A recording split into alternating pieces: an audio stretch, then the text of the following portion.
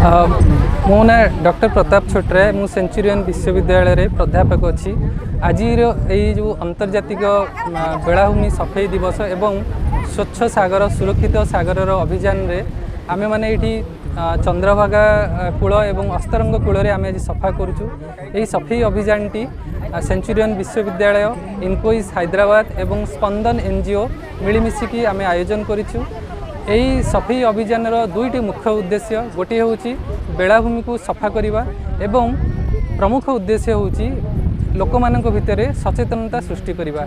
आम आमर जो प्रधानमंत्री यशस्वी प्रधानमंत्री नरेंद्र मोदी जी अच्छा तांकर जो आह्वान अच्छी स्वच्छ भारत से ही अभियान माध्यम रे ये सुरक्षित स्वच्छ सागर एवं सुरक्षित सागर आउ गोटे अभियान तारी अधीन आसची एवं आम समस्त वार्ता देवाक चाहूँ कि बेलाभूमि की सुरक्षित रखंतु स्वच्छ रखंतु आम समस्ते सुस्थ एवं सुरक्षित रही परिबा।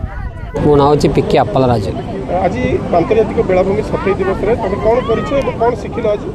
आज गवर्नमेंट तरफ सेंट्रल गवर्नमेंट तरफ स्टाफ आसपर आम भी पूरा 100 आसलु अति कम 80 जन माई पे लेडीज मैंने आसती से आज बहुत कष्ट कर जगह को आम सुचेतना रोकिले आम बहुत भल समुद्र जी माछ जन्म हो माछ खाई दौर सब प्लास्टिक गुड़ाक न खावाई आम पूरा सफा कर देचु।